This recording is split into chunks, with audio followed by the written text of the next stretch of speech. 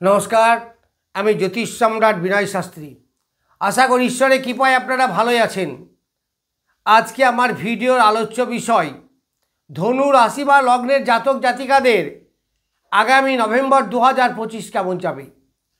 এই নভেম্বর 2025-এর 1 তারিখের গ্রহ সন্নিবেশ হচ্ছে, লগ্নে কোনো গ্রহ নেই, দ্বিতীয় নেই, তৃতীয় রাহু, চতুর্থে বক্রী শনি, পঞ্চম ষষ্ঠ কেউ নেই, সপ্তমে কেউ নেই, অষ্টমে দেবগুরু বৃহস্পতি তুঙ্গ অবস্থায় কর্কটে, নবমে কেতু, দশমে শুক্র, একাদশে নিচস্থ রবি এবং দ্বাদশে মঙ্গল এবং বুধ। তাহলে এই গ্রহ সন্নিবেশ অনুসারে আপনাদের কেমন যাবে। প্রথমেই বলি লগ্নের কথা, কারণ লগ্ন থেকে আমাদের শরীর স্বাস্থ্য মন মানসিকতা এইগুলো বিচার করা হয়। জীবনে চলার পথে আমি কতটা অগ্রসর হতে পারবো, কত সহজে আমি বাধা বিপত্তিকে ফেস টু ফেস মোকাবেলা করতে পারবো, এই সব বিচার হয় লগ্ন থেকে। সেটা লগ্ন হচ্ছে ট্রেনের ইঞ্জিন। এই লগ্নপতি বসে আছে তুঙ্গ ক্ষেত্রে, যদিও সেটা অষ্টম স্থান।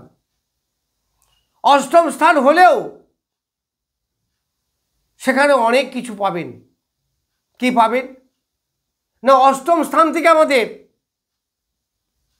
গুহ্য স্থানের বিচার করা হয়, অর্থাৎ গোপনাঙ্গ, যে কোনো সিক্রেট বা হিডেন জিনিস।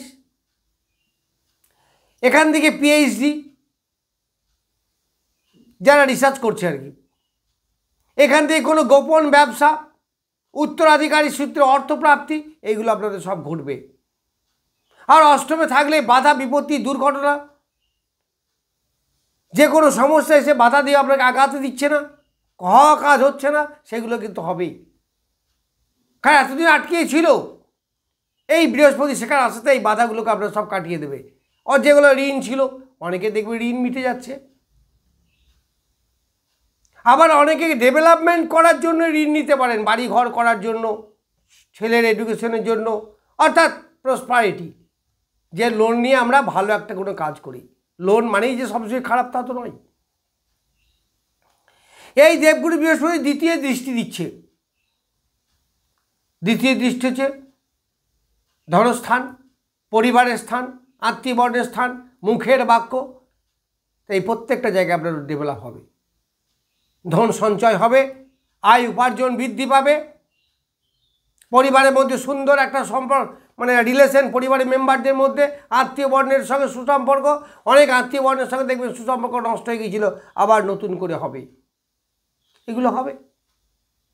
যারা বাক্য বিচে ব্যবসা করেন, রিপ্রেজেন্টেটিভ টাইপ, গান বাজনা, কীর্তন, কবিয়াল, এদের দেখবেন ভালো ইনকাম হবে, কারণ দ্বিতীয় স্থানে দেবগুরু বৃহস্পতির দৃষ্টি। এই লগ্নপতি যেহেতু দেবগুরু বৃহস্পতি, সে তুঙ্গ অবস্থায় আছে, তাহলে আপনার শরীর স্বাস্থ্য মন মানসিকতা ভালো হবে। যদি কোনো গোপন রোগ আপনার থেকে থাকে, যেহেতু অষ্টমে আছে, গোপন রোগ যদি আপনার কোনো থেকে থাকে, সেই রোগ থেকে আপনি কিওর হয়ে যাবেন। অনেক দিন থেকে কোনো রোগে ভুগছেন, সেই রোগ থেকে আপনি ভালো হয়ে যাবেন। যারা বয়স্ক লোক আছেন, কারণ বৃহস্পতি তো বয়োজ্যেষ্ঠ বৃদ্ধ কারক গ্রহ গুরুদেব, তাদের শরীর স্বাস্থ্য ভালো যাবে। ওষুধ খেতে হবে কম, ডাক্তারের কাছে যেতে হবে কম, এইগুলো। আবার রোগ বা শয্যা সুখ বা হসপিটাল যদি বলেন দ্বাদশ, তা দ্বাদশপতি দ্বাদশে বসে আছে, তাহলে সেখানে কিছুটা শুভত্ব আসছে। শুভত্ব এলে কী হবে, অত ডাক্তারের কাছে যেতে হবে না। যারা ইনভেস্ট করে ব্যবসা করেন তারা করতে পারেন, কারণ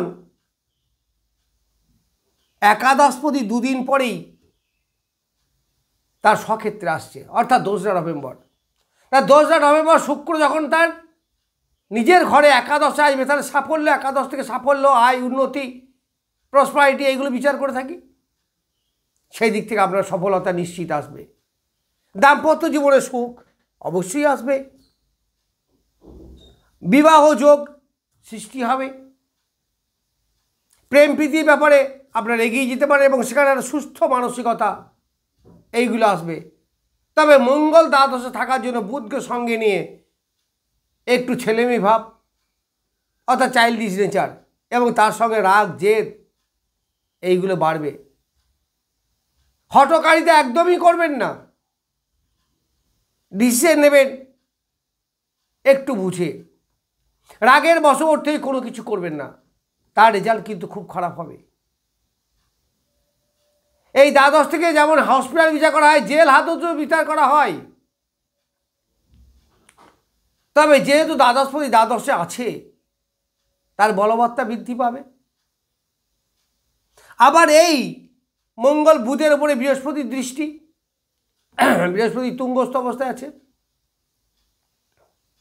তাহলে দ্বাদশের সঙ্গে অষ্টমের কানেকশন হলো, অর্থাৎ বিপরীত রাজযোগ তৈরি হলো। তাই বিপরীত রাজযোগের ফল কি? প্রথমে ঝামেলা, ঝঞ্ঝাট, অশান্তি, সংগ্রাম, তারপরে সফলতা। অবশ্যই সফলতা পাবেন। অনেকেই হসপিটালে আছেন, দীর্ঘদিন ধরে বাড়ি চলে আসবেন, কারণ শরীর স্বাস্থ্য ভালো যাবে, রোগ মুক্তি ঘটবে, এইগুলো দেখা যাবে। আবার ষষ্ঠপতি শুক্র, তাহলে ষষ্ঠপতি এবং একাদশপতি শুক্র সক্ষেত্রস্থ, তাহলে ষষ্ঠ থেকে রোগ বিচার করা হয়। সেই গ্রহ যদি শুভত্ব হয়, বলবান হয়, তাহলে কি হবে? রোগ নিরাময় হবে, শত্রু হাত থেকে অনেকটা রক্ষা পাবে, অনেক শত্রুর সঙ্গে অ্যাডজাস্টমেন্ট হয়ে যাবে, ঋণ মুকুব হবে বা ঋণ পরিশোধ হবে, এইগুলো সব পাবেন। এই সময় আপনারা পাবেন, খুব ভালো সময়, নিশ্চিত ভালো সময়। এইবার এই মঙ্গল কি আপনাকে দ্বাদশের ফল সব খারাপ দেবে? না, কারণ ধনু রাশি বা লগ্নের ক্ষেত্রে পঞ্চমপতি মঙ্গল রাজ্যকারী, তো খুব বলবান গ্রহ, সক্ষেত্রস্থ। তাহলে দ্বাদশ শুভ গ্রহ যদি অশুভ স্থানে থাকে, তাহলে অশুভত্বটাকে কি করে? নষ্ট করে।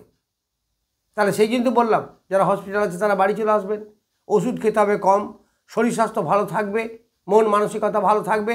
আবার অষ্টমে বৃহস্পতি, যারা গুপ্ত রোগে দীর্ঘদিন ধরে ভুগছিলেন তাদের কিওর হয়ে যাবে।